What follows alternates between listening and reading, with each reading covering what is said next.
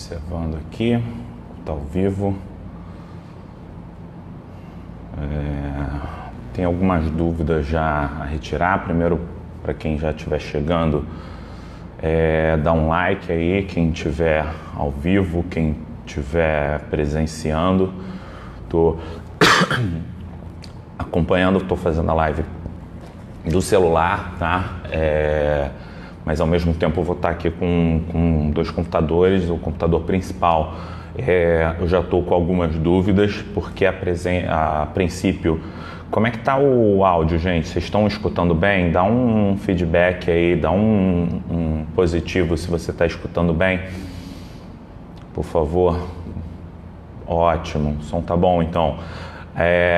Então, a princípio, eu já tenho algumas dúvidas que foram colocadas previamente no vídeo, né? Eu fiz um vídeo no YouTube em que eu coloquei no ano passado, eu dei aí mais de 15 dias para todos os alunos, que já são mais de 4.000 alunos, colocarem lá suas dúvidas, e eu estou me propondo agora a fazer mais rotineiramente uma live, tá, ok? E retirar dúvidas como se fosse uma aula presencial com os meus alunos, com esse quê de presente, de pergunta e resposta, uma coisa mais rápida.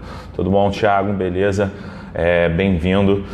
E eu sei que o horário não dá para todo mundo, mas nem sempre nenhum horário dá para todo mundo. Então eu me propus a captar as dúvidas e vou deixar essa live depois dentro dos grupos.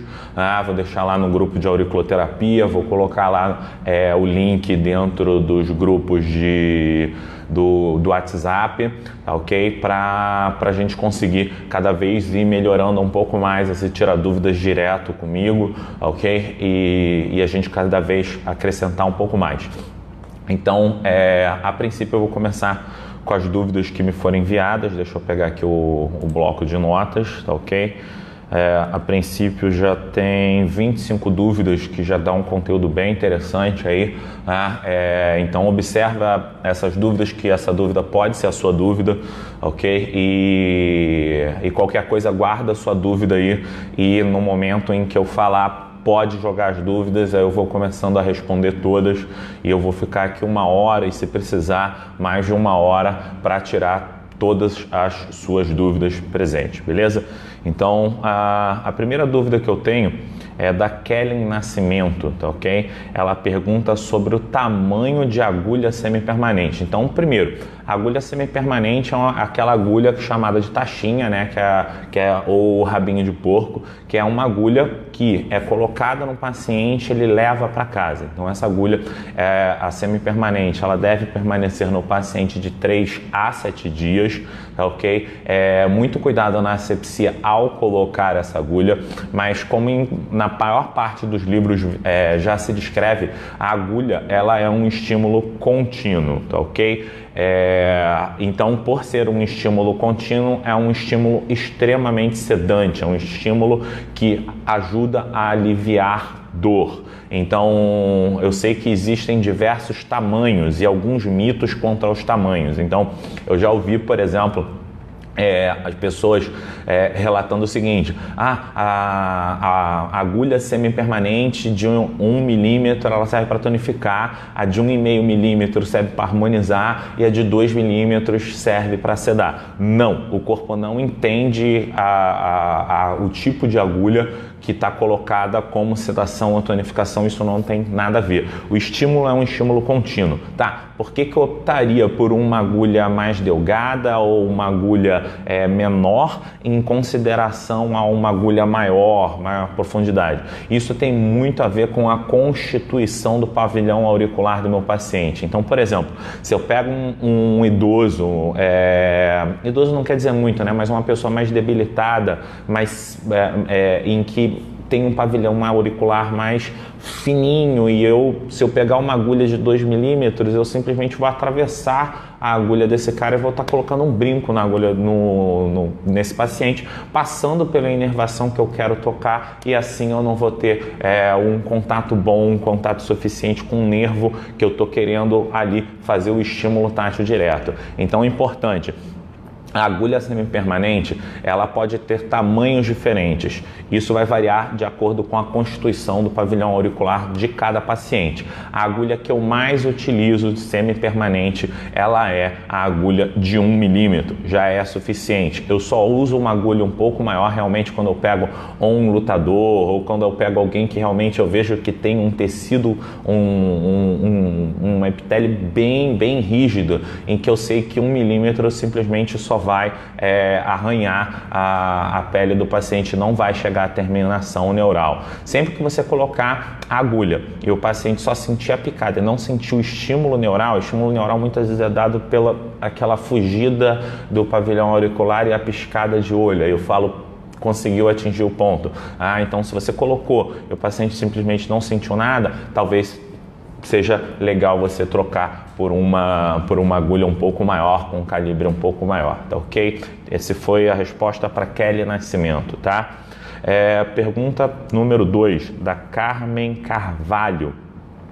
Marcos, você pode explicar o que é Ping Xuan e quais suas principais funções? Então, Ping Xuan não sei porquê, tá? A maior parte dos mapas eles traduzem quase todos os pontos, mas tem um ponto ou outro que eles deixam com um nome, eu acho que para dar um quê de um charme, né? Mas Ping Xuan ele nada mais é do que o ponto da asma, tá? É um ponto utilizado para melhorar um paciente de bronquite, de uma asma, então problemas respiratórios, ele pode ser usado também em uma alergia respiratória, ok? Mas Ping Xuan ele é conhecido como ponto da asma, tá ok? Então, por isso que é legal você pegar literaturas diferentes. Então, por exemplo, esse mapa que é um mapa muito comum, muito conhecido, ele vem escrito Ping Xuan. Porém, quando você vem no mapa que eu mais gosto de utilizar, que é do Ernesto Garcia,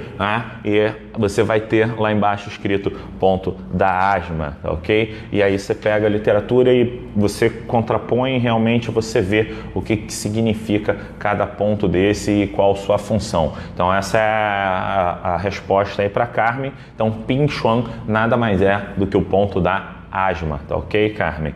Então, Belina Oliveira, mas Belina Oliveira parece que é o nome que ela usou para entrar, porque o nome dela é Vanessa. Meu nome é Vanessa, tenho muita dificuldade nos pontos específicos com cores, não entendi muito bem a pergunta.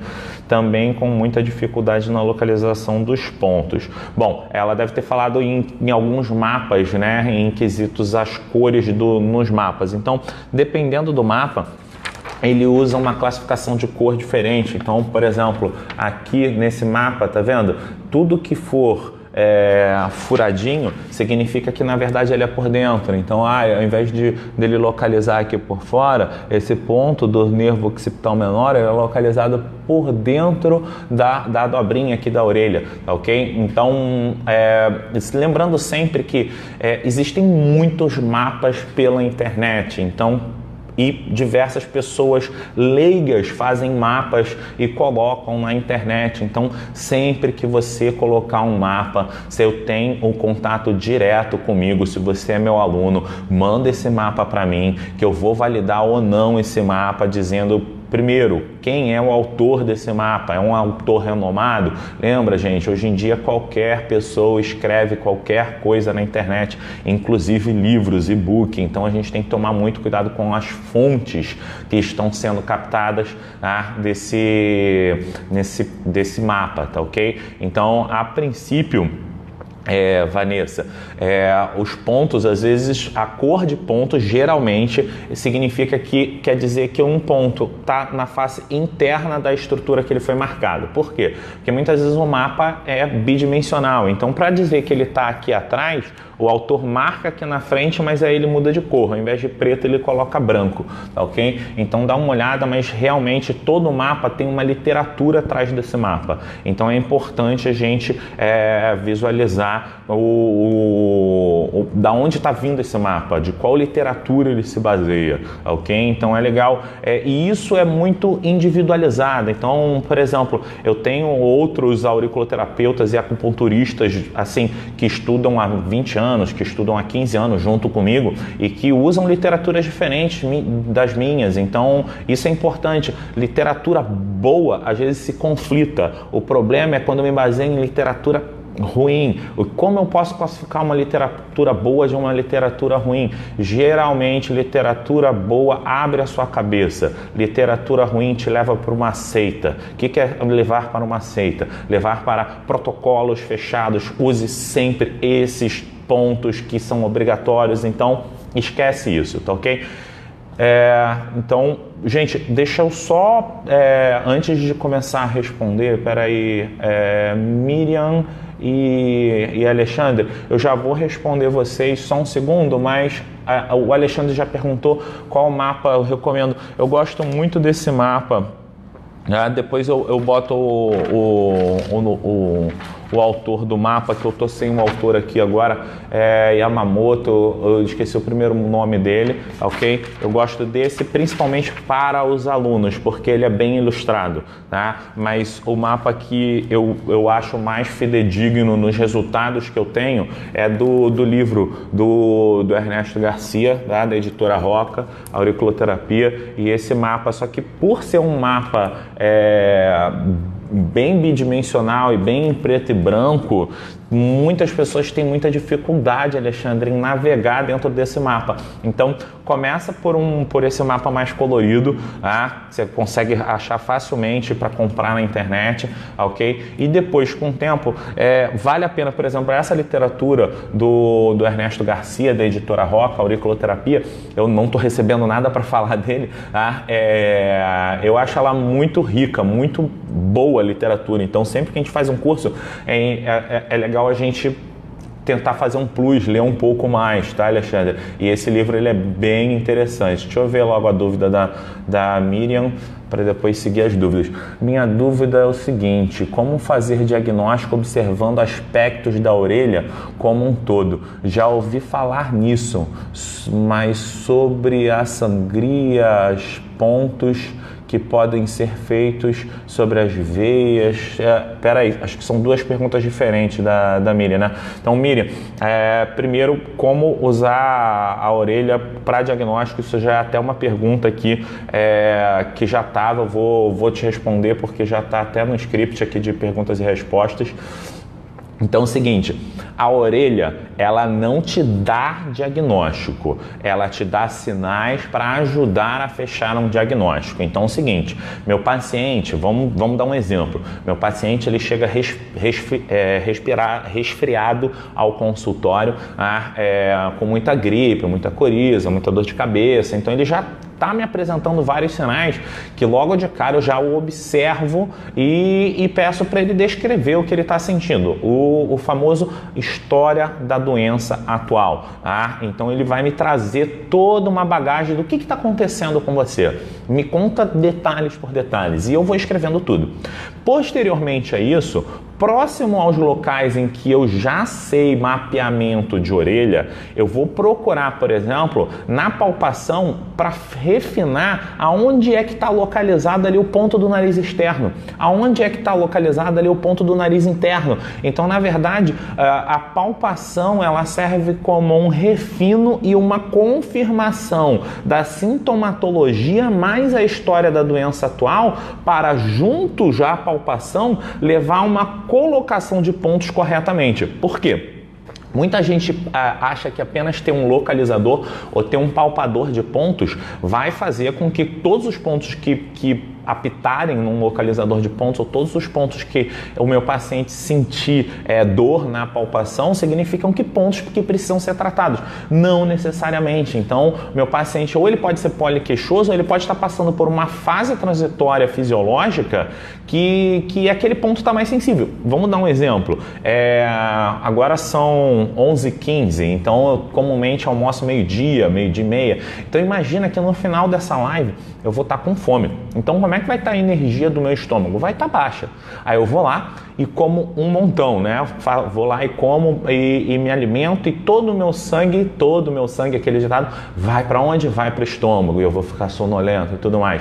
Nesse segundo momento, quando você for palpar meu estômago está lotado de energia, está lotado de metabolismo, está lotado de ti, se você preferir falar com uma linguagem mais oriental. Então, o que você vai notar na palpação? Que de repente meu estômago vai apitar no localizador de pontos, ou então que meu estômago vai estar mais sensível na palpação auricular. Isso significa que eu tenho uma gastrite? Não significa. Significa que meu metabolismo naquela região está acelerado.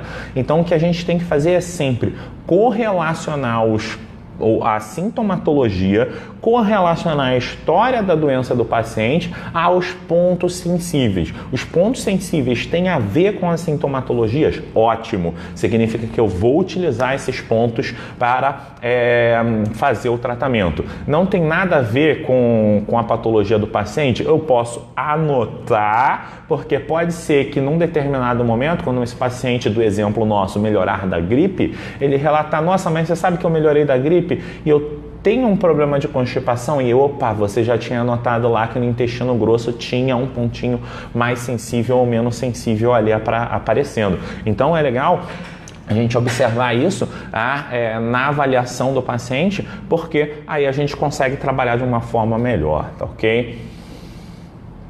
A Flávia, bom dia. Na transfixação de agulhas cilíndricas para o tratamento agudo, álgico, como escolher os pontos para alívio de dor imediato? Bom, a transfixação, ela se baseia numa técnica que eu posso utilizar com semi-permanente também, mas é atravessar a orelha de ponta a ponta. Isso às vezes choca um pouco o paciente, ou choca um pouco o aluno, mas nada mais é do que estimular tanto um ponto na frente quanto atrás. E assim, a transfixação só tem que tomar cuidado ali.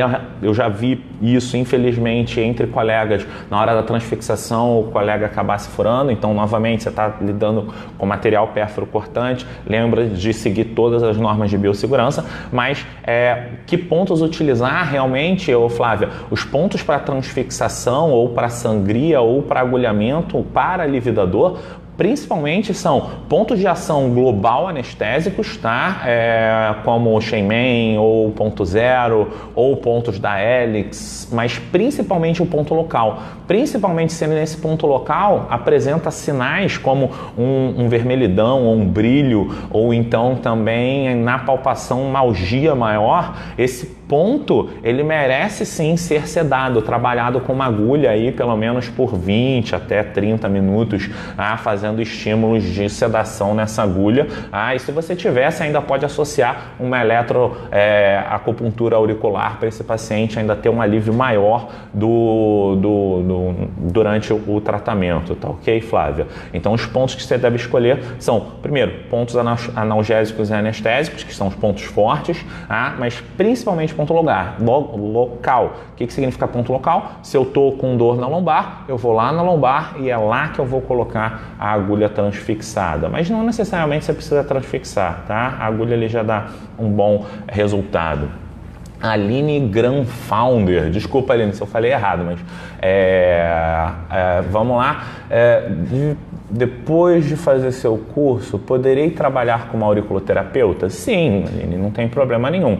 A auriculoterapia é uma profissão que ela é reconhecida, mas ela não tem uma regulamentação. Então, na verdade, existem diversos terapeutas que não têm nenhuma formação de graduação, mas eles trabalham como terapeutas, tá ok? Então, por exemplo, se você quiser começar a trabalhar como terapeuta holístico, você precisa juntar alguns cursos, e depois, se você quiser, você me chama em inbox, eu converso com você, eu posso te ajudar nessa formação para você tirar aí sua autorização de terapeuta holístico e começar a trabalhar sim com a auriculoterapia, mesmo não sendo formada na área de fisioterapia. A auriculoterapia não é uma profissão, eu sou fisioterapeuta, mas a auriculoterapia não é uma profissão que fica preso à fisioterapia, ok? Andréia Raimundo, você acha legal nós, alunos, utilizarmos o localizador de pontos?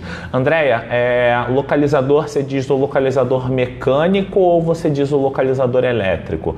Bom, assim, enquanto você responde, Andréia, só para exemplificar, o meu localizador no dia a dia é a própria pinça. Como assim? Eu tenho a pinça, minha pinça é uma pinça de 13 centímetros, serrilhada com a ponta arredondada. Quando eu pressiono ela e aperto ela, ela fica com a ponta arredondada como se fosse um palpador. Então eu utilizo na minha prática clínica a minha própria pinça como localizador. Eu sou muito sucinto no tratamento, André. Assim, quanto menos... Eu gosto de ter um equipamento completo. Eu gosto, realmente, de ter todo o maquinário, sabe? Ter de todos os tipos e tudo mais. Mas vou te falar, na prática clínica, eu utilizo muito pouco outros materiais a não ser uma pinça, uma semente ou uma agulha, um esparadrapo. Então eu uso muito isso no meu dia a dia, 90% dos meus atendimentos.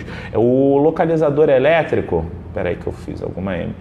É localizador elétrico que você falou, né? Então acho legal os alunos. O localizador elétrico, André, ele é legal pelo seguinte, eu posso, por exemplo, se eu não tenho uma mão muito treinada, um ponto apertar mais, outro ponto apertar menos, existe aí um dia eu estar com mais raiva e acabar apertando mais o paciente, aquele ponto está mais sensível.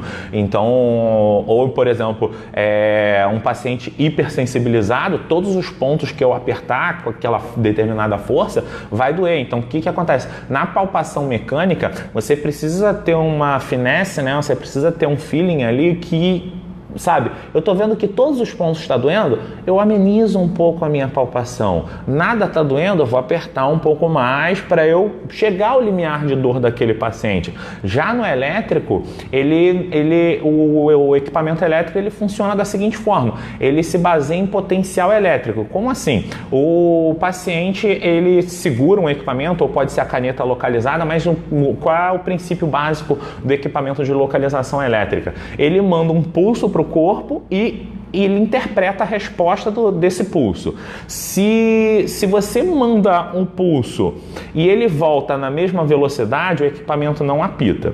Quando ele encontra uma região que está com um edema, que está mais sensibilizado, que está com potencial elétrico melhor, como um potencial elétrico melhor? Está inflamado.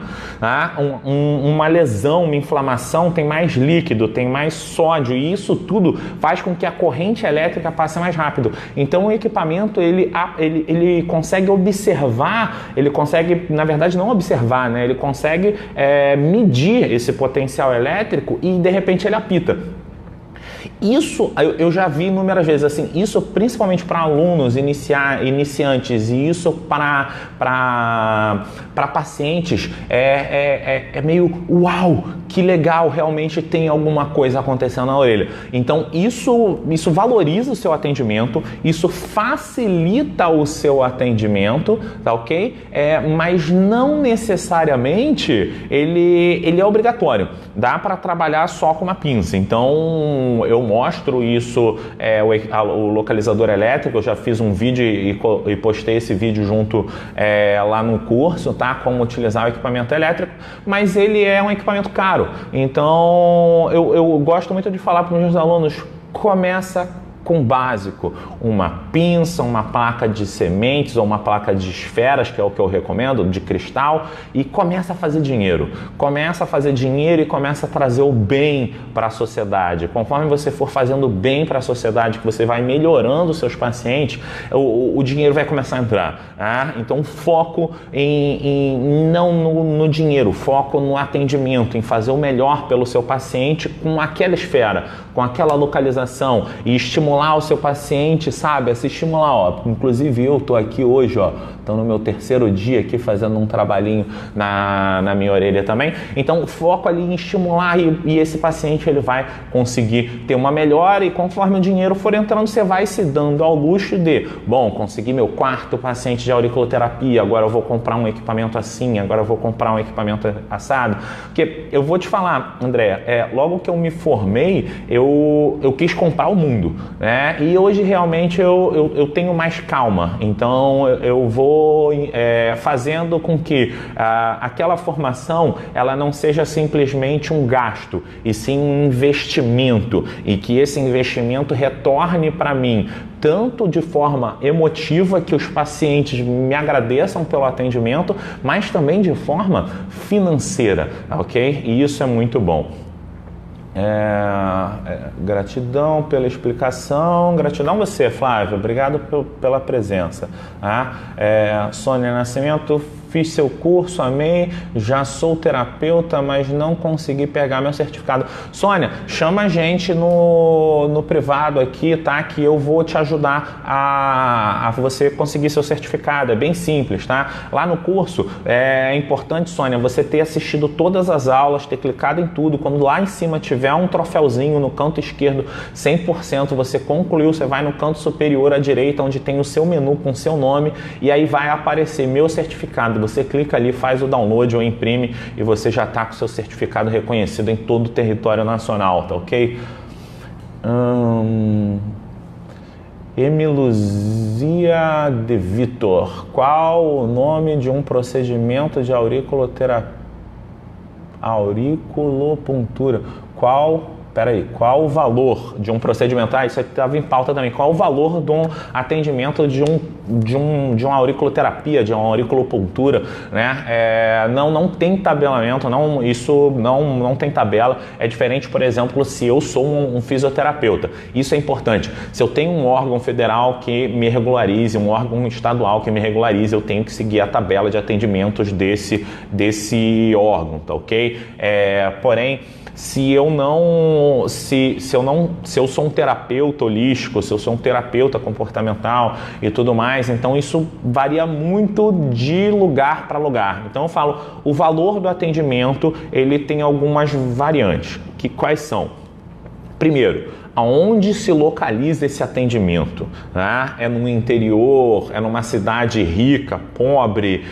Como é que é a população? Ou ainda mais, que tipo de população eu quero atingir? Por quê? Por exemplo, eu atendo uma população classe média alta, então eu cobro um valor de classe média alta, mas eu posso, por exemplo, ter uma vez na semana que eu vá fazer um atendimento mais, de caridade que, sabe, eu cobre somente o valor da semente, ou que eu pense em ganhar na quantidade, aí eu vou cobrar pouco. Então, o valor varia muito de acordo com qual é o valor do terapeuta, qual é o valor que ali se dá para cobrar no ambiente. Então, eu falo muito para os meus alunos, pesquisem no YouTube. Pesquisou, descobriu mais ou menos no entorno onde você mora, se tem ou se não tem, quais são as cidades mais próximas que tem e quanto está se cobrando? Ótimo. Aí você tem uma base. Dali dessa base você vai pensar o seguinte: eu quero atingir qual população? Então, eu quero atingir a população classe A, eu vou cobrar mais caro, eu vou ter um atendimento mais elite, eu preciso de um ambiente mais elitizado.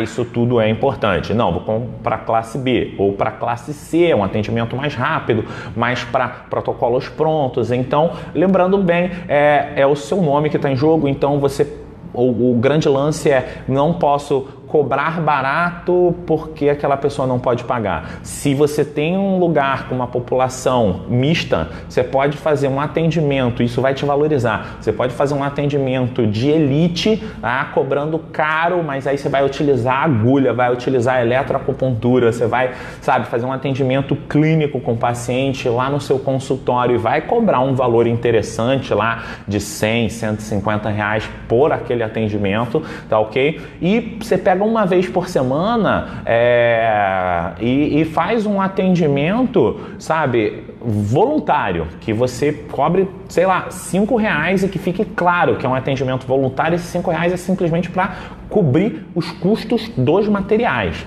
e que você pode, não sei, se você tiver vínculo com alguma empresa ou alguma entidade religiosa ou algum lugar do tipo, ou uma ONG, e prestar esse serviço ali uma vez por semana, uma coisa vai ajudar a outra, que essa pessoa lá do alto vai indicar para as pessoas que têm contato que não podem pagar, mas essas pessoas que têm contato que não conseguem pagar, vão indicar pessoas com valor aquisitivo maior. Então isso se torna, por mais que você esteja fazendo bem a você aqui em cima e bem a você aqui embaixo, o que é baixo, o que é alto, eu estou falando em valor e não em tipo de pessoa, pelo amor de Deus, tá?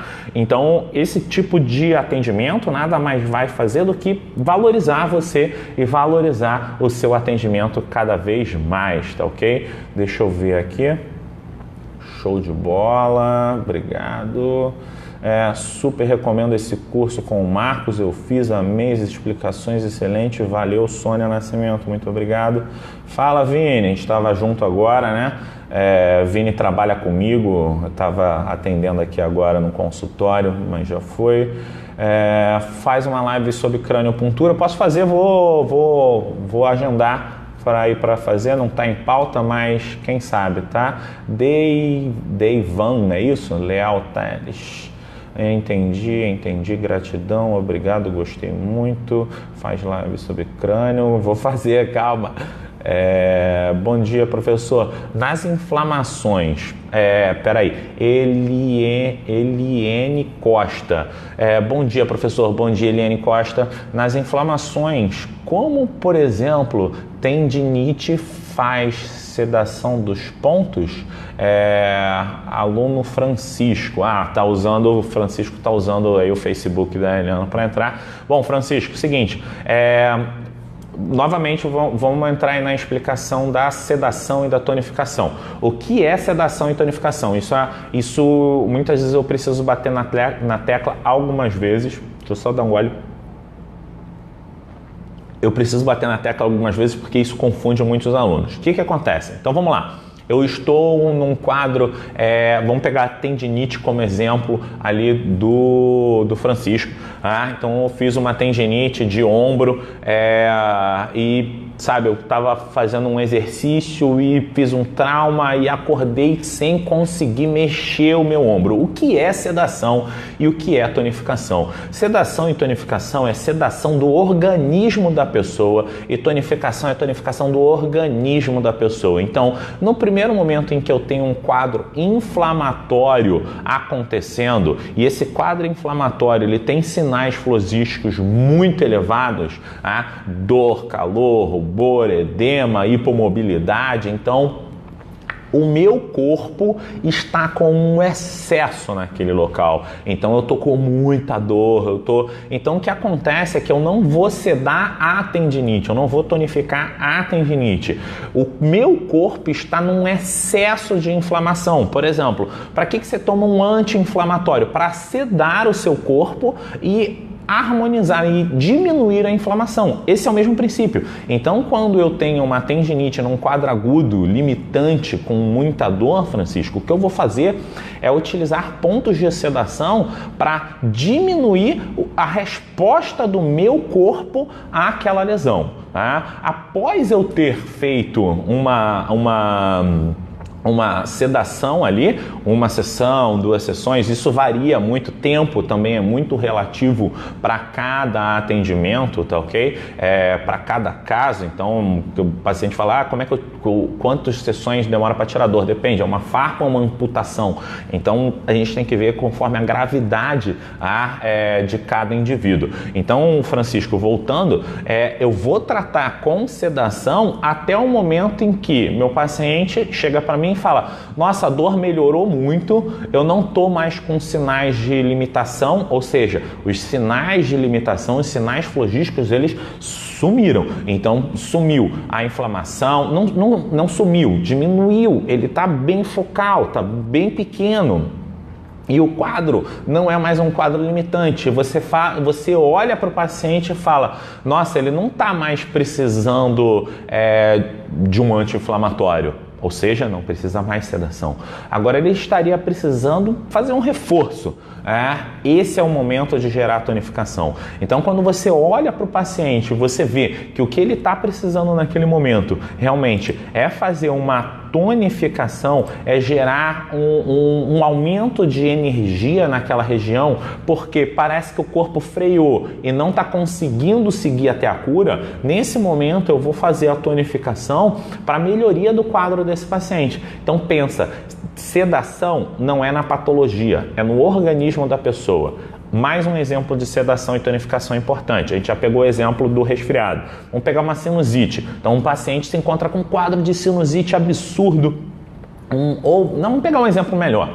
Imagina que um paciente tem um quadro de dor de cabeça lancinante, crônica, em que todo dia a cabeça dele parece que vai explodir, parece que tem fogo dentro da cabeça dele. Ele sente sinais de que está latejando, ele sente fotofobia, não consegue olhar para a luz, ele tem diversos problemas aí que ele não consegue conviver muito bem com isso. Ou seja, o organismo dele está com um quadro de excesso muito forte na cabeça. Então, o que a gente vai fazer? A gente vai precisar sedar o organismo dessa pessoa, como se eu desse um sedativo para o corpo da pessoa. Eu não estou sedando a dor de cabeça, eu estou sedando o corpo inteiro dessa pessoa. E aí ele vai entrar num estado mais de êxtase, um estado que ele vai acalmar um pouco a mente e tudo mais. E aí, de repente, ele melhora dessa dor de cabeça, Francisco, e ele não sente mais a dor de cabeça. Agora a dor de cabeça vem de vez em quando. E aí o que você pensa? Bom, esse cara melhorou daquele quadro de instabilidade, daquele quadro de excesso, daquele quadro intenso que ele tinha de dor, e agora ele está precisando, na verdade, de quê? Ele está precisando fortalecer o seu sistema vascular, fortalecer o seu sistema linfático para melhorar a drenagem. Ele está precisando fortalecer o seu organismo para lutar contra a ansiedade, contra o estresse. Então, isso é que você tem que notar. Quando o corpo do paciente ou os sintomas do paciente chegam lá no teto, você vai fazer o quê? Seda. Okay? Agora, quando você chega com um paciente com sintomas lá embaixo, fracos, bem leves, o que você vai fazer? Tonifica esse organismo. Para que isso? Para que a gente consiga entender um termo muito usado na medicina tradicional chinesa, que é a harmonização. A harmonização nada mais é do que a equilibração entre esse yin e yang, entre esse excesso de eficiência que ocorre dentro do nosso corpo, tá ok? Não sei se deu aí para entender, Francisco, dá um ok se deu para entender, tá? Vamos lá, Sara Cristina Nolasco Reis. Bom dia, Sara, tudo bom? Tenho dúvidas sobre a utilização das esferas e sementes. Existe alguma regra para utilizar, como cada caso uma indicação? Ou posso utilizá-las em qualquer tratamento? Bom, Sara, existem alguns princípios, tá? Não são obrigatoriedades absolutas, Sara, mas algumas regrinhas que a gente utiliza aqui. Existem algumas sementes que são mais quentes, então elas tendem a tonificar. Existem algumas sementes que são mais frias, que tendem a sedar. E existem alguns metais, esferas de metais que são mais quentes e que vão tonificar. Existem algumas esferas que são mais frias, que vão sedar. Existem algumas que são mais neutras, que dependem do estímulo de terapia manual. Geralmente, dentro entre semente e esferas, eu recomendo o uso de esferas, tá ok? Por quê? Cada vez mais na minha prática clínica, eu já tenho uma prática clínica aí de muitos anos, né? Eu observei que muitas das vezes a semente, você não sabe quanto tempo aquela semente está guardada. A semente às vezes vem num pote gigante lá na loja e o cara coloca a validade que ele quiser. A gente conhece, infelizmente, o histórico de quem trabalha com esse tipo de material e não vem uma validade perfeita ali. E muitas vezes a gente pega algumas sementes que o principal problema é o seguinte: ela já está muito seca, muito desidratada, e não sei, quem já está trabalhando já deve ter passado por isso. E aí eu coloco lá a semente na orelha do paciente, aí no primeiro dia, no segundo dia, no terceiro dia ele está tomando banho, ele está secando, tomando banho, está secando, e tem um dia que ele aperta e a semente simplesmente, ela colaba, ela se desfaz, ela se destrói dentro da orelha do paciente, e aí quando você vai tirar, só tinha as casquinhas ali, o pó da semente. Então o que eu recomendo é abandone o uso de semente cada vez mais, até tem algumas normas, não são regras ainda absolutas, tá? São recomendações da Anvisa de não utilização mais da semente, e sim a utilização das esferas. E aí entenda um pouquinho mais das esferas, vamos lá. A esfera, se ela tem uma coloração amarelada, algum metal, porque às vezes você fala, esfera de ouro, muitas vezes não é ouro, é um estânio, é um cobre, uma esfera de coloração amarela tende a ser uma esfera quente, tá ok? Então ela vai servir principalmente para a tonificação. Se eu tenho uma esfera de aço inox, uma esfera de prata, uma esfera de níquel, tá? Seja qual for o nome que está dando, olha a cor, ela é prata, ela é um metal frio, então ela vai esfriar a patologia e com isso ela vai fazer a sedação do organismo. E aí a gente encontra o cristal. O cristal, ele está no meio termo, ele tem a transparência, ele é translúcido, ele é como se fosse a água, ele é inodoro, incolor, então ele está ali como neutro. E qual a diferença? O cristal, o ouro, o ouro, tá? Os quentes, eu vou precisar colocar na orelha do paciente. Precisa estimular? Precisa. Toda esfera precisa estimular, diferente da semente da esfera semi-permanente. Semente e esferas tem que estimular no mínimo 3 vezes por dia, tá ok? Os estímulos lá, como eu ensino lá no curso, beleza? Então, o importante é o seguinte, colocou a esfera dourada, precisa gerar o estímulo de tonificação, lá o estímulo intermitente, tá ok? No metal prateado, eu preciso gerar o estímulo de sedação também, como descrito.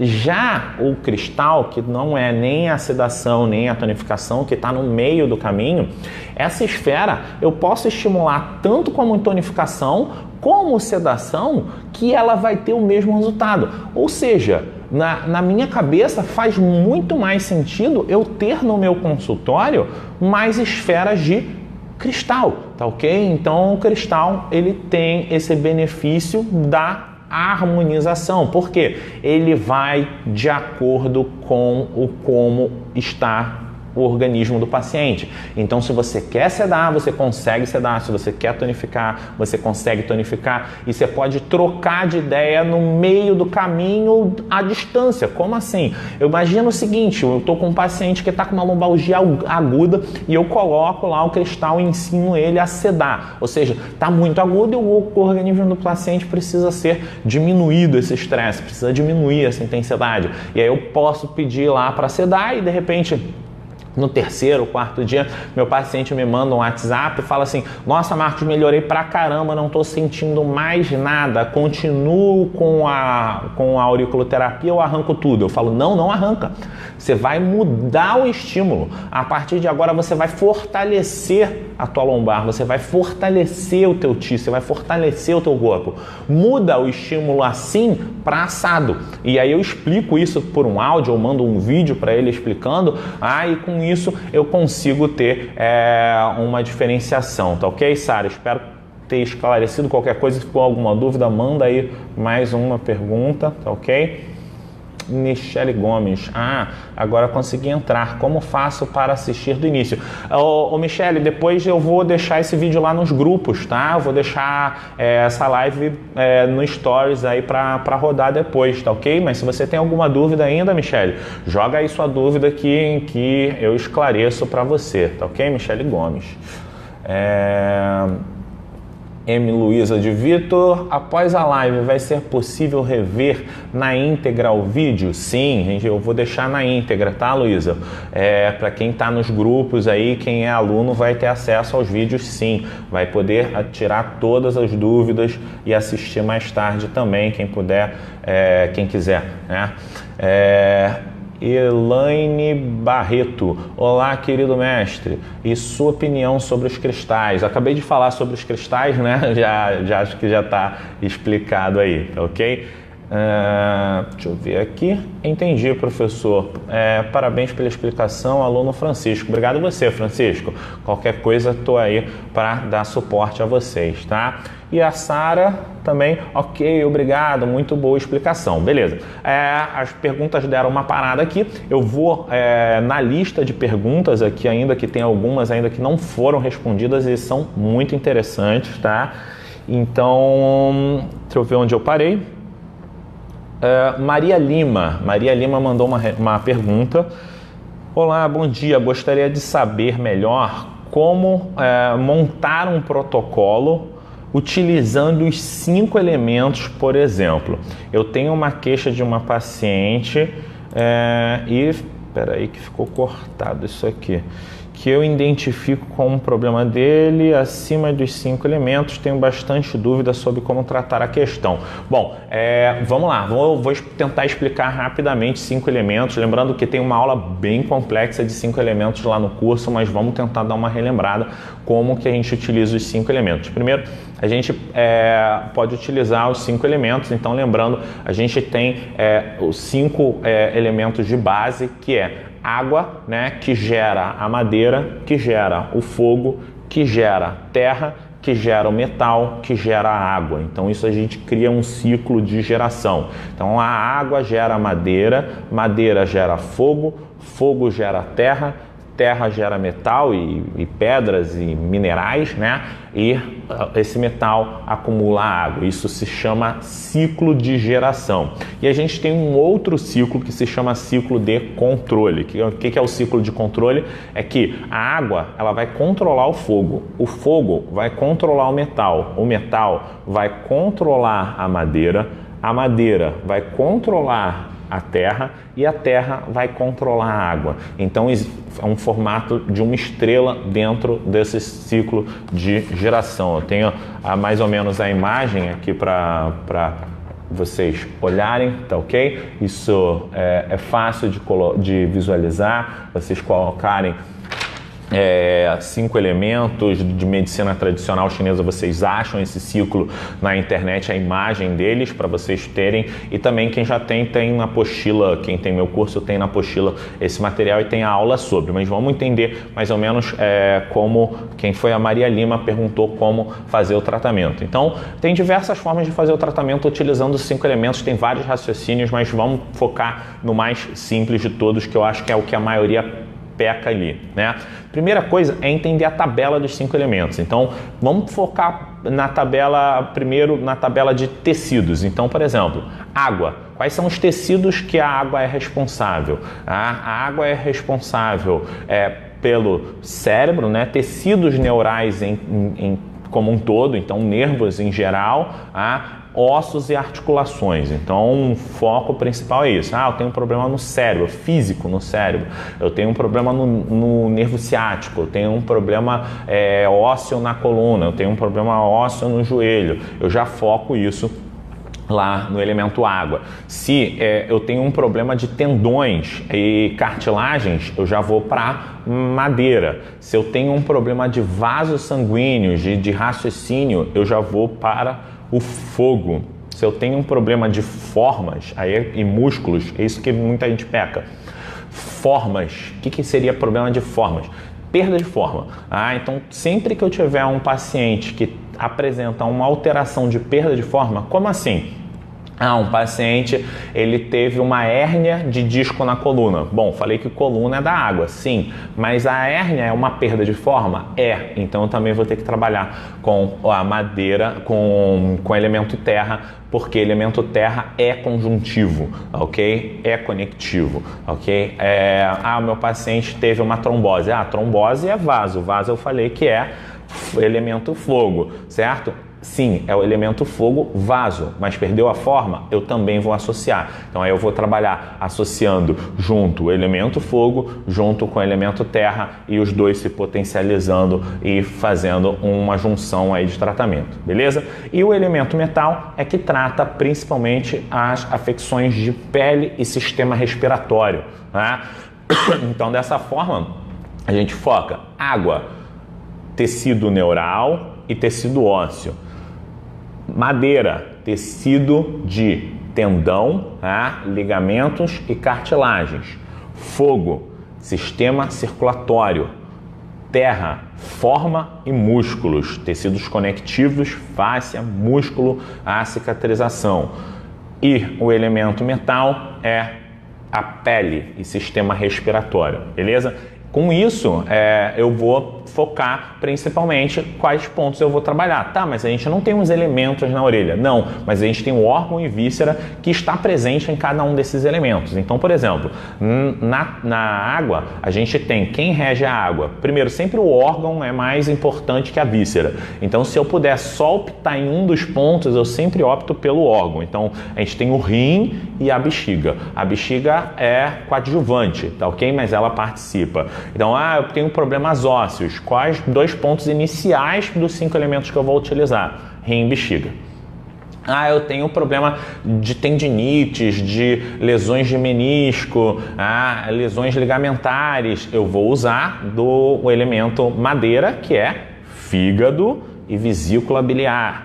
Eu tenho muito problema circulatório, muito problema de varizes, tromboses. O que eu vou utilizar? Elemento fogo. Quem é elemento fogo? É o coração e intestino delgado.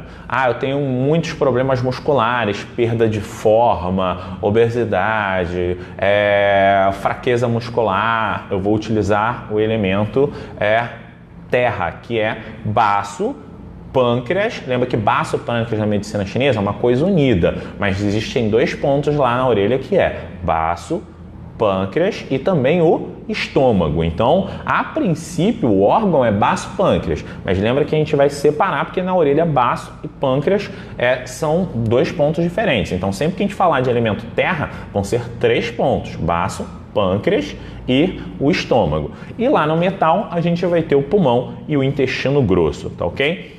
E rapidinho, para fechar o ciclo dos 5 elementos, a gente vai focar também nas emoções, porque tem muita gente que gosta de trabalhar os 5 elementos por causa das emoções.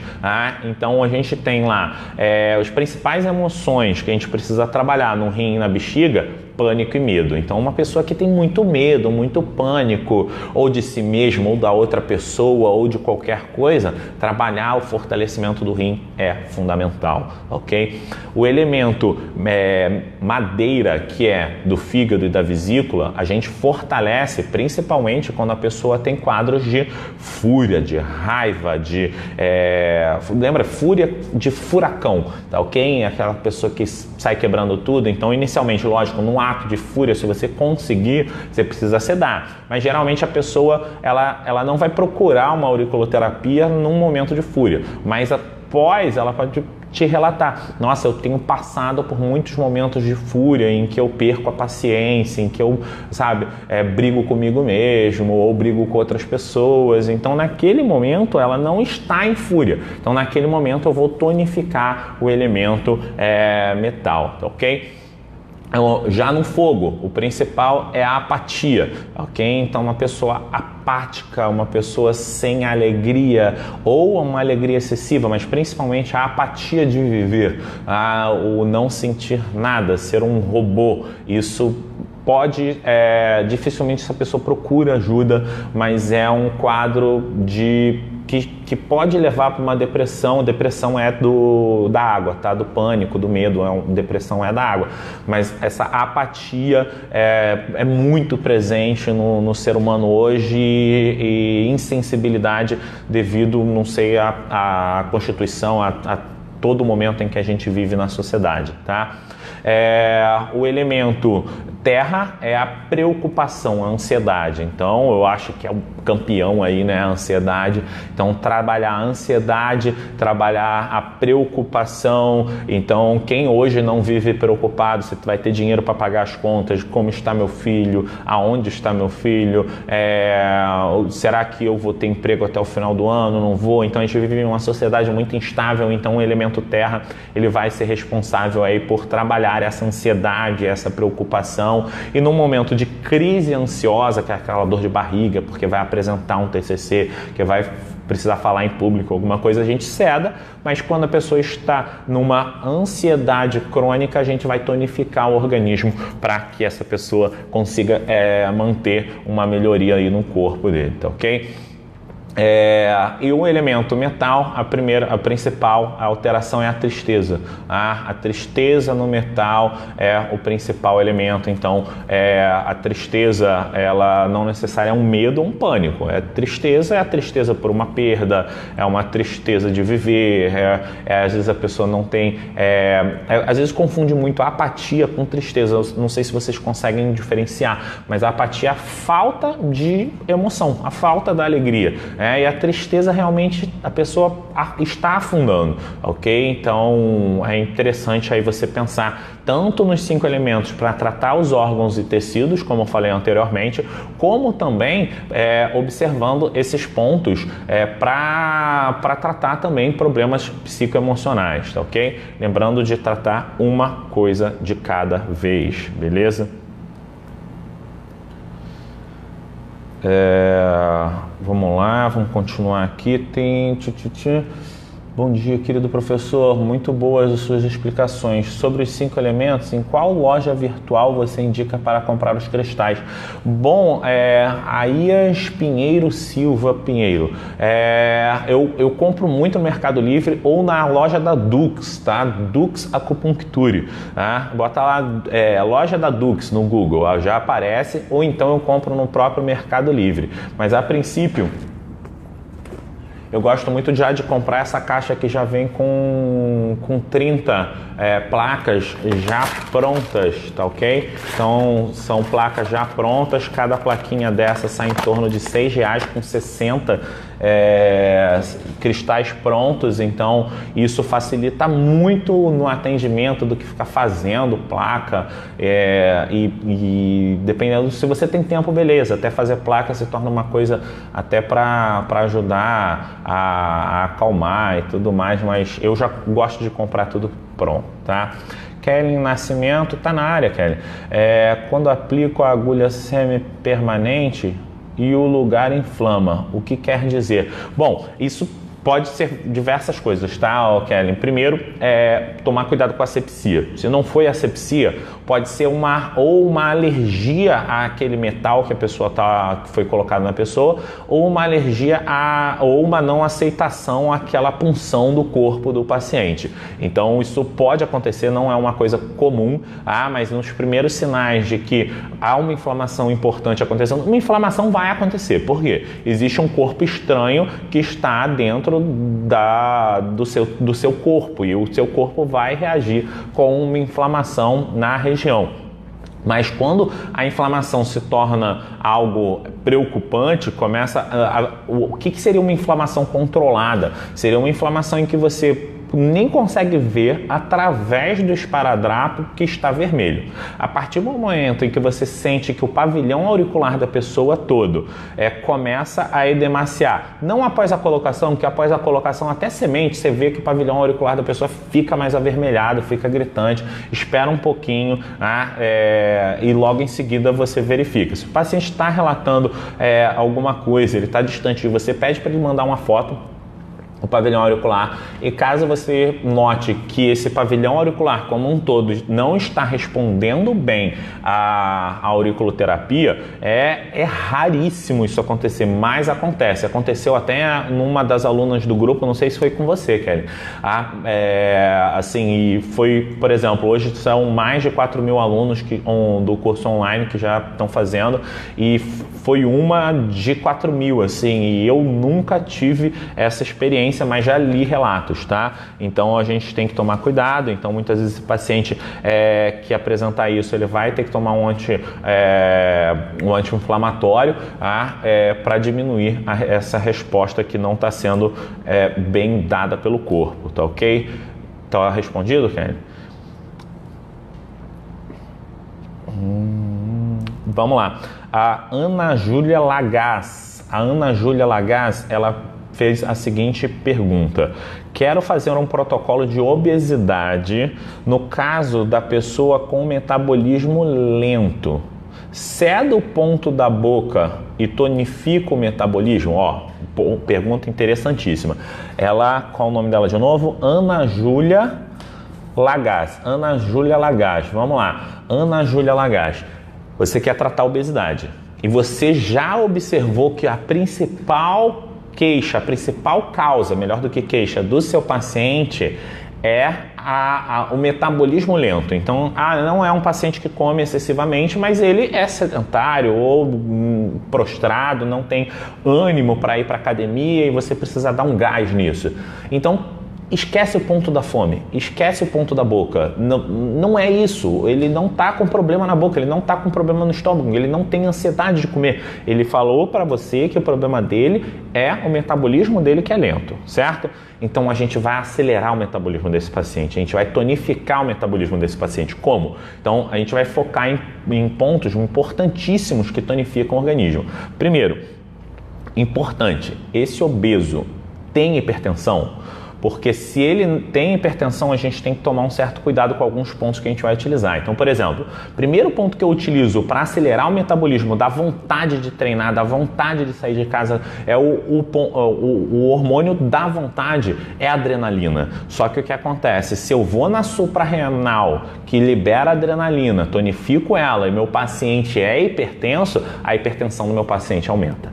Então, primeiro, esse paciente é hipertenso, então a gente vai ter que tomar um certo cuidado com alguns pontos. Aí você tira a suprarrenal desse protocolo, ok? Mas então, os principais pontos que eu vou utilizar para aumentar o metabolismo do paciente são suprarrenal, é um ponto maravilhoso, endócrina, triplo aquecedor, tá ok? Aí a gente vai pensar em metabolismo como um todo no paciente. Se eu quero acelerar o metabolismo, eu vou pensar no elemento que tem mais energia para isso. Eu vou colocar dois elementos importantíssimos. Um é um elemento da circulação sanguínea, que vai fazer circular a energia sanguínea, elemento fogo. Então eu vou trabalhar com o coração e com o intestino delgado. E logicamente, se essa pessoa está começando a treinar, eu também vou tonificar o elemento terra, que é o elemento da forma, que é o elemento dos músculos, o elemento terra, baço, pâncreas, estômago. Então, nesse protocolo de tonificação ficaria o suprarrenal, lembrando, se for hipertenso, tira esse, endócrina, ok? Triplo aquecedor, coração e intestino delgado, baço, pâncreas e estômago. 8 pontos. Para mim já é o limite do limite. Quem me conhece sabe que passar de 5 para mim é difícil, mas realmente para metabolismo acelerar eu acho necessário a tonificação desses 8 pontos para ver se a gente consegue aí ter uma melhora. Kelly já foi. Antônio Taumaturgo Oliveira, tem como tratar problemas de visão? Depende do problema de visão, Antônio. Mais importante do que a gente pensar, lembra sempre disso, tá? Eu bato muito isso na tecla com meus pacientes, com os meus alunos, que é o seguinte, não me traga diagnóstico médico, não me traga o problema. Qual é o sintoma que apresenta a falha? Me dá o sintoma que em cima dos sintomas e em cima da história da doença do paciente, a gente vai construir os pontos. Mas a princípio, Antônio, se for um problema, pode ser um problema irreversível, sim, tá? Não acho que a auriculoterapia é uma coisa milagrosa. A auriculoterapia é um tratamento maravilhoso, mas não milagroso, ok? Então a gente tem que entender que o tratamento é importante, o que o paciente faz na sua vida é importante, e essa junção das duas coisas traz uma importância muito grande ao tratamento.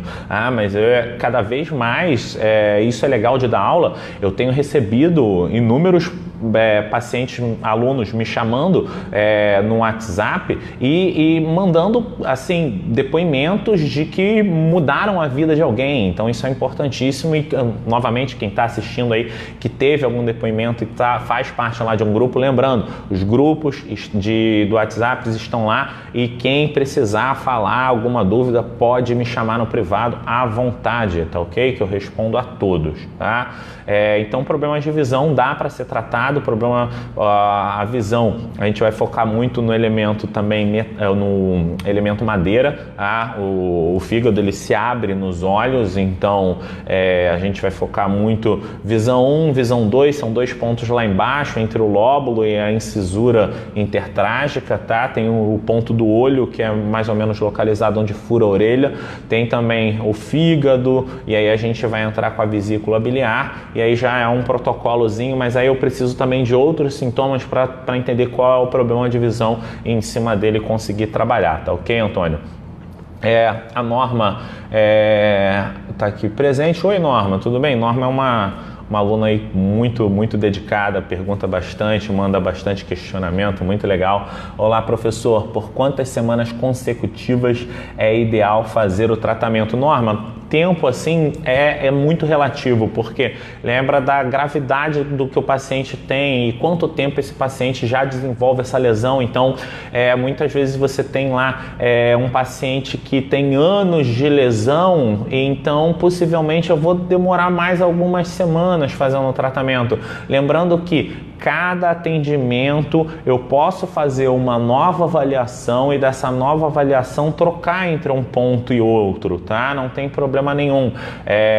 Geralmente eu faço uma vez por semana e vou adequando uma mudança aqui, uma mudança ali, como tem pacientes que às vezes os protocolos devem ser repetidos porque é um quadro que não se modifica muito, muitas vezes porque o paciente não modifica seu estado de vida. Então, um exemplo, Norma, eu tenho uma paciente em que ela tem uma lombalgia crônica, ela tem uma dor lombar crônica que melhora muito com o tratamento. Só que durante a semana ela vai piorando e quando ela vem no tratamento ela está ruim de novo. E aí ela faz mais um atendimento, ela faz um atendimento uma vez por semana, ela além da aurículo faz fisioterapia em conjunto comigo, mas o que acontece muitas vezes é que tudo de orientação para mudança de vida para ela já foi falado. Porém, em nenhum momento houve a mudança de vida, em nenhum momento ela quis mudar a sua vida. Então, ela continua no ciclo lesional, porém ela entrou com tratamento. Então, esse ciclo lesional acaba não fazendo a melhora do paciente. Então, lembra que é uma coisa que a gente conversa muito, que é sobre o paciente quer o tratamento, mas ele quer melhorar? Muitas vezes ele usa o tratamento como uma bengala, né, como simplesmente uma coisa para complementar. Então a gente vê que o paciente que se dedica a gente e a gente se dedica ao paciente, ele melhora rapidamente. Então o tempo é muito relativo e dependendo do paciente você vai melhorando uma coisa, ele vai querendo outra e às vezes você vai fazer um trabalho, às vezes até ad eterno com esse paciente, principalmente no fator de que você tem mais alguma coisa que te incomoda? Eu tenho um pouco de ansiedade, eu tenho mais algum probleminha aqui, eu tô tendo um problema em casa.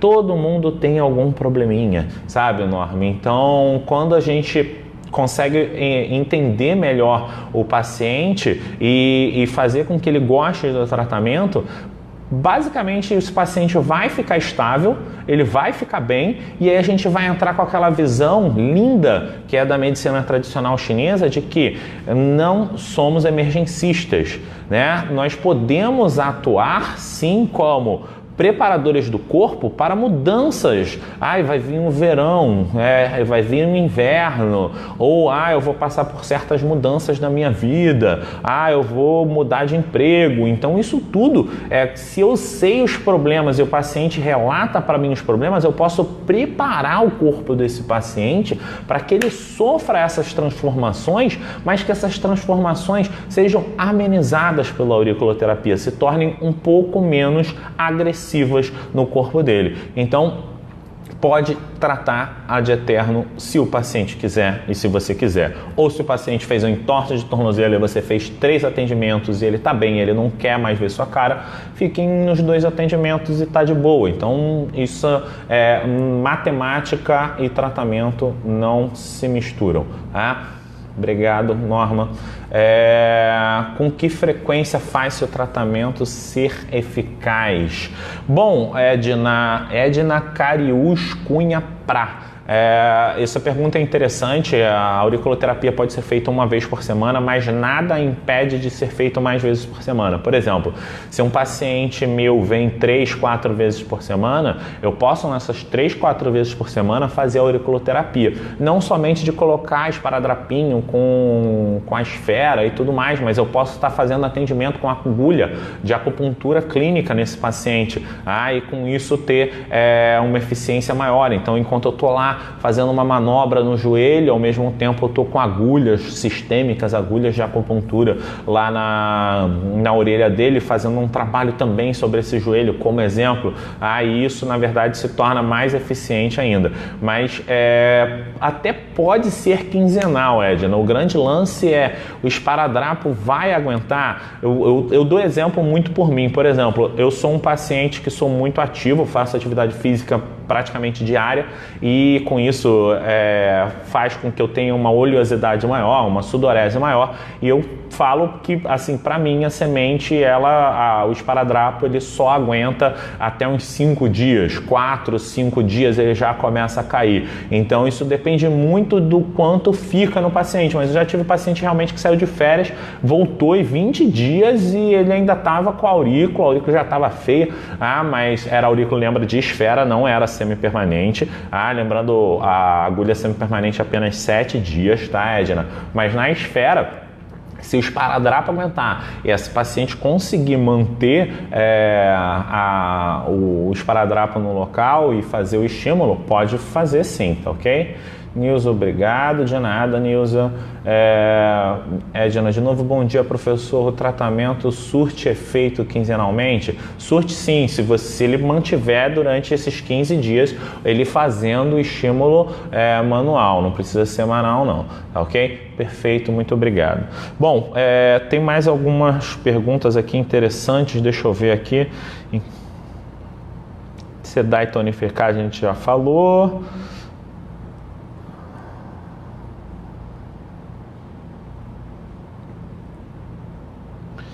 Tinha um quadro aqui que era interessante. Cadê? Tem um aqui, ó. A Graziela Ruiz mandou uma pergunta muito interessante, que é o seguinte: gostaria de esclarecimentos como estimular o crescimento infantil através da auriculoterapia. Bom, o crescimento ele é dado pela liberação do hormônio GH, né, que é liberado pela glândula hipófise, tá? Esse ponto da hipófise, ele está localizado ali entre a área da vertigem e o ponto do cérebro. Em alguns mapas ele está como pituitária, mas originalmente, deixa eu pegar o mapa, deixa eu ver se vocês conseguem observar, deixa eu botar o pontinho nele, hipófise, está perto dessa área preta, tá ok?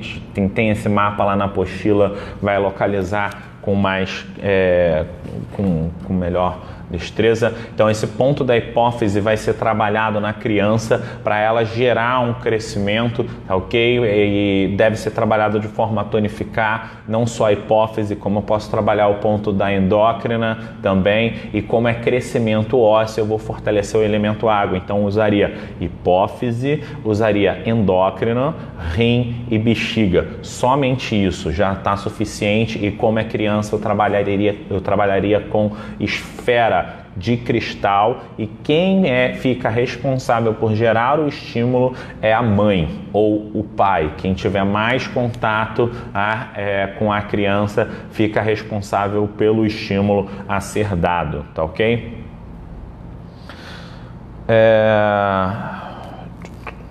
Paciente com instrução.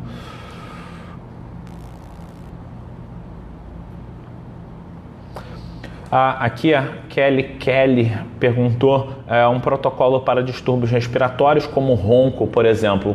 Distúrbio respiratório a gente sempre vai pensar no elemento betal, o pulmão e o intestino grosso, mas a gente vai associar outros dependendo do problema ali colocado. Então, por exemplo, como a gente está pensando em ronco, além do problema respiratório, além de trabalhar o pulmão, o intestino grosso, eu vou trabalhar também a laringe e também vou trabalhar o palato, que o palato, ele é um ponto que está lá no lóbulo e ele é um dos responsáveis principalmente pelo ronco. A vibração do palato é o que causa, e muitas vezes é a perda de forma desse palato. Então, se houver realmente uma perda de forma do palato, uma flacidez desse palato, a gente também vai focar em trabalhar lá o elemento terra. Eu vou trabalhar o baço pâncreas e o estômago, tá ok?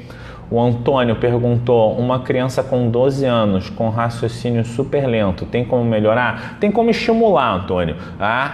Existe lá o ponto da inteligência lá atrás, a gente pode trabalhar um ponto do cérebro também. Então, inteligência, cérebro, raciocínio, a gente sempre vai pensar no elemento fogo. Então, bota o ponto da inteligência, o ponto do cérebro, o ponto do coração e coloca também o ponto do intestino delgado nessa criança. E também é importante o estímulo de pensar fora da casinha. O trabalho da criatividade em cima da criança é um ponto muito importante para estimular o raciocínio.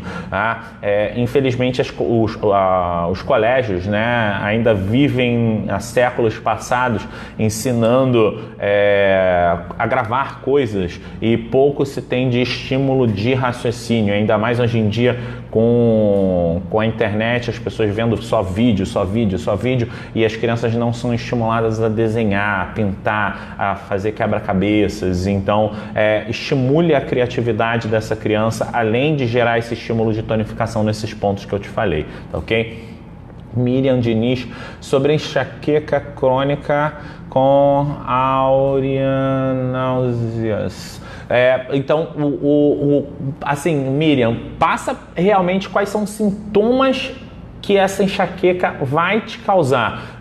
Então, se você tem uma enxaqueca, que é uma enxaqueca de característica lancinante, e eu vou pensar sempre que é um quadro de excesso.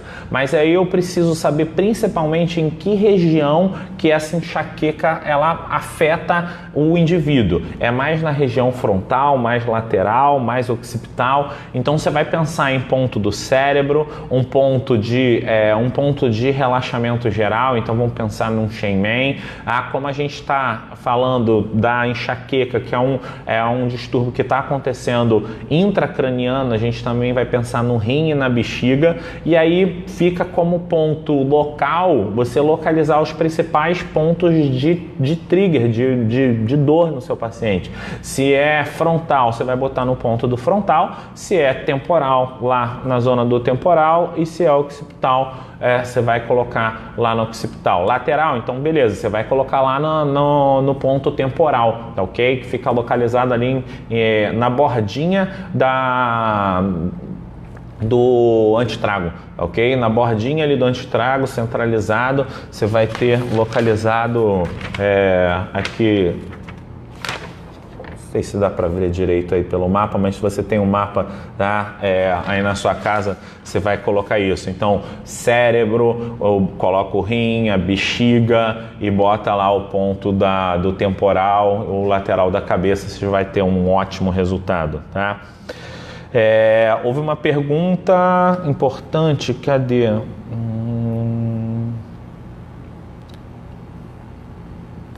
Quais pontos? Letícia Rafaeli, ela colocou quais os pontos que não podemos usar em gestantes, além de útero e baço. Em pacientes que tomam anticoagulante, tem alguma restrição de ponto? Muito importante. Primeiro, trabalho de gestante é sempre preocupante no início da gestação. Então, no início da gestação, a gente foca principalmente em não fazer nada. Principalmente no início da gestação, a gestante ela não faz nem cutícula, ela se preocupa em não gerar nenhum estímulo corporal, então não faça auriculoterapia no início da gestação.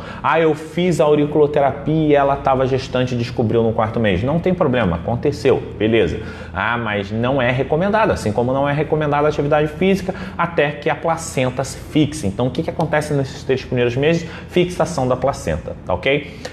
Agora um contraponto, desculpa, eu perdi o nome, Letícia Rafaela, é que não é porque está gestante que é contraindicado a utilização do ponto do útero, tá ok? A criança pode, ela pode estar gerando cólica e eu posso fazer um trabalho, sim, em cima do útero, principalmente se ela não tem uma gestação de risco. Não tem problema nenhum eu causar ali uma sedação no ponto do útero, e isso vai diminuir a cólica da gestante, vai diminuir as dores da gestante, principalmente porque quem está dentro do útero é o bebê. Então muitas vezes a gente pode gerar uma calma no bebê atingindo o ponto do útero. O que acontece é que algumas literaturas, quando são traduzidas, elas perdem um pouco o sentido. Então, quando a gente pensa que o seguinte, a utilização do ponto do útero, ele pode levar a um trabalho de parto. Sim, mas o útero, quando estiver pronto, para, e quando eu tonificar ele, para. Então eu vou estimular uma tonificação durante um trabalho de parto. Então eu posso, na verdade, sedar o útero como uma forma de acalmar o bebê, já que ele está dentro do útero, ok? Então o ponto do baço também é outro ponto que vai ajudar no relaxamento muscular. Então esses 2 pontos, não sei de onde você leu isso, tá, Letícia? Na literatura, não é uma contraindicação, é uma ressalva. Então, quando as pessoas falam pontos que vão ajudar no parto, não significam que são pontos que vão gerar o parto, ok? Então, é isso que a gente tem que ter de contraponto. A gente tem que tomar muito cuidado. E a gestante, eu faço fisioterapia na gestante até o último período, eu manipulo gestante até o último período, até o trabalho de parto dessa gestante, inclusive fazendo a auriculoterapia, focando principalmente nas queixas dela, lá em dor lombar, em dor em pubis. Eu utilizo muitas vezes quando existe uma inquietude muito grande ou o posicionamento do feto não está correto, eu utilizo sim ponto do útero e tem ótimos resultados, tá, Letícia? Então pode utilizar, a utilização principalmente em dispersão, em sedação, e quando entrar em trabalho de parto, se você quiser ajudar, a gente vai entrar com tonificação em abdômen, tonificação no útero, para ela conseguir em genital externo, para ela conseguir aí ter mais força e eliminar, tá ok? Andréia Raimundo, para labirintite, trabalho só o labirinto, estômago, ouvido interno e occipital? Depende muito do quadro de cada paciente. Por exemplo, o estômago, André Raimundo, não é um ponto top para ser usado em labirintite. Ele é utilizado quando o paciente, durante a labirintite, apresenta enjoo, apresenta, incômodo, mas em todo o protocolo que você pega, você pode modificar de acordo com a sintomatologia de cada paciente. Você não necessariamente precisa focar primordialmente no estômago. Então, por exemplo, eu já tive paciente que tem labirintite pura e não sente enjoo nenhum. Então, o foco muito dos pacientes com labirintite ouvido interno é o ponto local, tá? Obrigatório.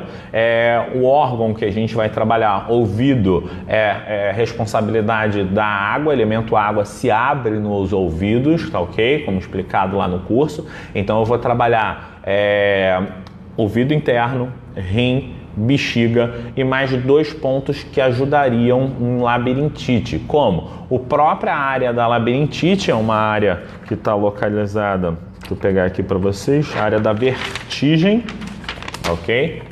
Aqui em amarelinho, tá? É a área da vertigem, é bem interessante. E eu colocaria, ao invés do occipital, talvez eu colocasse temporal, que é onde está localizado o ouvido interno, tá? O occipital e visão também poderiam associar, principalmente se o paciente tem labirintite, quando é uma labirintite que existe uma alteração vestíbulo coclear. Como é que é isso? Existe um teste que você pede para o paciente seguir o dedo com o olho, então para cima e para baixo e tal. Então ele não mexe a cabeça, ele só mexe o olho e ao parar o olho a pessoa começa a sentir enjoo e começa a sentir a labirintite. Quando o paciente ele apresenta na verdade uma alteração visual que afeta o labirinto, aí eu focaria em trocar, ao invés de ouvido interno, eu trocaria para visão 1, visão 2, olhos e também região occipital. Então a gente tem que separar que nem sempre o problema está no ouvido interno. Pode ser que a comunicação entre a visão e o ouvido interno desse paciente não esteja acontecendo de forma correta. Então se o paciente sente alteração quando mexe a cabeça, isso possivelmente tem a ver com o ouvido interno. Mas se ele, quando vê carros passando, quando ele vê alguma coisa se movimentando rapidamente, quando alguém passa na frente dele, ele desorienta, possivelmente essa labirintite está vindo de uma alteração vestíbulo coclear. E aí você vai ter que trabalhar muito mais em cima da visão e muito mais em cima do occipital. E occipital por quê? Porque a região do cérebro onde interpreta a visão fica lá no occipito, tá ok? Existe uma pergunta que... Deixa eu ver se eu acho quem fez...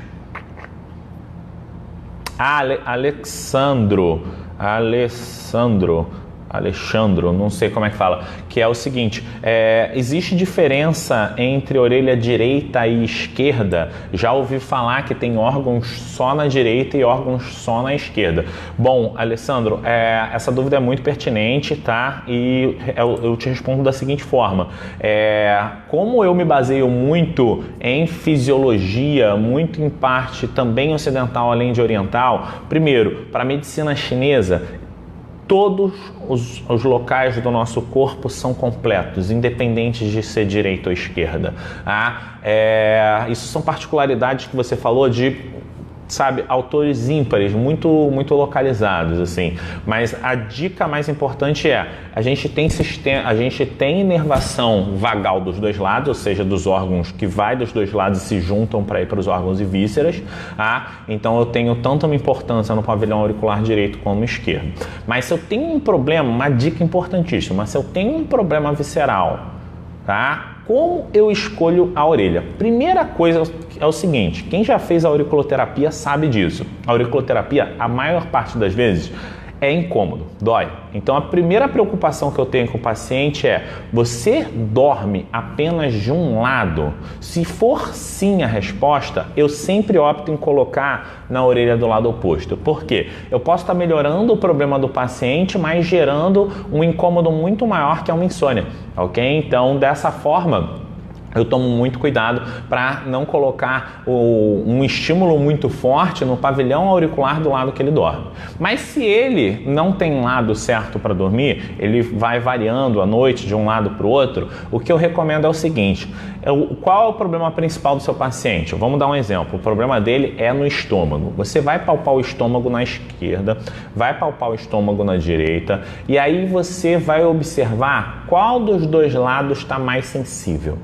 Sempre opte em trabalhar, se possível, pelo órgão e pela orelha que está mais sensível, tá ok? Então, gente, essas foram todas as perguntas que chegaram para mim. Tentei responder todas aí, tá? Vou ver, vou passar aí para o grupo para todos assistirem, e quem tiver mais dúvidas no decorrer aí do meio do mês ou no mês que vem, a gente faz mais uma super live dessa. Então aí, que era para acabar meio-dia, tá acabando meio-dia e meia, tá? Obrigado a todo mundo que ficou presente. Então, para os 17 ainda que estão presentes aí, que puderam ficar presentes, eu gostaria de que todos dessem um like, que dessem um ok aí, agradecendo. E eu, primeiramente, gostaria de agradecer a presença de todos vocês e esclarecer que eu estou aqui principalmente por vocês e para vocês, e que todos que estão aqui, que já tem o meu curso, que se preparem. Eu vou preparar um curso ainda mais profundo, mas ainda É surpresa, só estou falando para vocês, tá ok? E vai ser um curso de um aprofundamento muito maior dentro da auriculoterapia, já migrando para uma medicina tradicional chinesa de forma bem pesada e com um raciocínio clínico muito legal. Já aviso que não vai ser para todo mundo, tá? Vai ser uma coisa limitada. Eu vou primeiro limitar a apenas 100 pessoas, porque vão ser turmas fechadas em que eu vou dar suporte total, tá ok? Então eu vou pegar um grupo e esse grupo não basta você simplesmente só querer fazer parte dele, você vai ter que merecer fazer parte dele, ok? E apenas 100 pessoas vão poder fazer parte do meu grupo de elite, e essas pessoas eu vou me dedicar inteiramente a explicar passo a passo da medicina chinesa para essas pessoas e transformar elas de um nível básico de auriculoterapeuta comum a se transformar o verdadeiro auriculoterapeuta de elite, desde como até quando e porquê, e saber tudo que tem aqui nessa cabecinha, que já passam aí de 16, 17 anos de ensino, de aprendizagem, de estudo, sabe? Eu quero compartilhar, mas infelizmente não vai dar para compartilhar com 4.000 alunos, então eu vou compartilhar apenas com os 100 mais tops, e assim, todos que se acharem aptos e tiverem afim, mas eu digo, quem entrar vai ter que entrar com tudo, tá? Que eu só quero aluno top. Então, se você já pensa nisso, já tem uma vontade de entrar nesse grupo, por favor, me chama lá no privado, me chama no Messenger, ou me chama no WhatsApp, ou deixa aqui seu e-mail, ok? Que aí eu já vou preparando uma fila de espera, e se você for contemplado, eu vou já conversar com você e avisar quando que isso vai ficar pronto, tá ok? Mas até lá a gente ainda vai ter outros encontros por aqui, ok? Então tudo que você ainda tiver de conteúdo, quem ainda não terminou o curso, termina o curso, gera mais dúvidas, a gente ainda vai conversar mais, ok?